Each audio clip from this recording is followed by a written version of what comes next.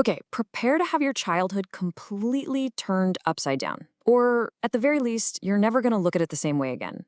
We're diving into this really fascinating and honestly super detailed argument, the theory that the Smurfs are actually a secret allegory for Marxism. So here's the big question, right? Is the whole Smurf world just some innocent, fun kids cartoon? Or is it a really carefully put together model of a communist utopia? I know, it sounds totally wild, but when you look at the source material, the case is surprisingly strong. All right, so first things first, let's dig into the foundation of this whole argument, which is the idea of a classless society, right there in Smurf Village. I mean, just picture it. In the Smurf world, everybody wears the exact same uniform. They all live in these identical mushroom houses. And all the resources? Totally shared. There's no rich Smurf with a bigger mushroom, no poor Smurf. It's a perfect mirror of that communist ideal of a classless society, where all those distinctions of wealth and status are just gone.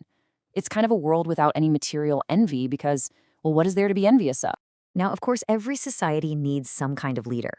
But in a utopia like this, that role is, well, it's very specific. And that, of course, brings us to the guy in the red hat, Papa Smurf. See, Papa Smurf isn't some king or a president, he doesn't rule with an iron fist. He's presented as this wise elder, more of a guide, really. His only job is to keep the balance, to maintain the harmony of their little collective. And the symbolism here is it's so layered. For starters, he wears red, the classic color of communism. But it's more than that. His power, it doesn't come from force, it comes from influence. The other Smurfs follow him because they respect him. And maybe most importantly, his main goal is to make sure no single Smurf ever gets an unfair advantage over another. He's always upholding that core principle of total equality. Okay, so this is where things get a little deeper, a little more philosophical. We're talking about the whole concept of individual identity when you live in a world that's all about the collective. No, seriously, think about it. There's no Smurf named like Steve or Dave. Every Smurf is literally defined by what they do for the village. You've got Baker Smurf, Farmer Smurf, Poet Smurf. Your entire identity is your job, your social function. This just hammers home that idea that the collective, the we, is way, way more important than the individual I. But, there's a flip side to this, and the source material doesn't shy away from it. It points out this real tension in any collectivist theory. If everyone is just a part of the whole, what happens to your individual personality? Does it just disappear? It's a really critical question to think about. And Smurfette's story?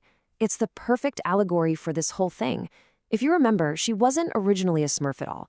She was created by Gargamel, the bad guy, designed to go in and just wreck the place. But what happens? She experiences the Smurf way of life, and she completely rejects her creator.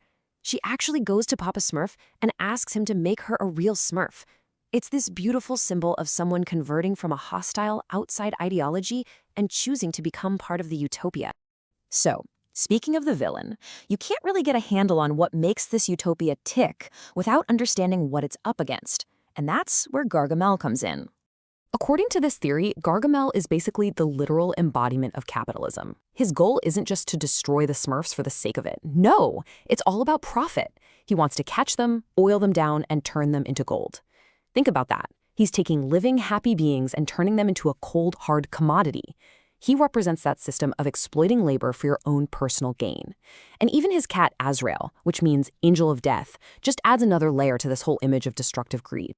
And when you look at it that way, it totally reframes the entire conflict, doesn't it? The Smurfs aren't just running away from some clumsy wizard. They are fighting a battle against being ripped away from their happy collective life. Their greatest fear isn't just getting caught. It's being reduced from a Smurf to a thing, just an ingredient in Gargamel's machine of profit. It's basically a struggle for their very soul. So, when you put it all together, the argument is that this is so much more than a simple story about little blue guys. It's actually a pretty powerful allegory, and one that has a message for our own world. And the alignment is it's crystal clear. In the Smurf world, all property is communal, labor is done for the good of the group, and happiness, it comes from the community itself. Those are all core Marxist ideals, and every single one of those points is the complete opposite of the principles driving modern capitalism. And that's really the heart of this whole analysis. The reason the Smurfs are so happy is because of their values. They choose the earth over gold. They choose cooperation over competition. they find fulfillment in their community, not in making a profit.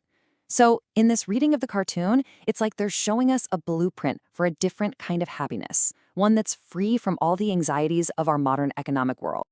So we'll leave you with this one last thought. Look, whether you buy this whole interpretation or not, it forces you to ask a pretty provocative question.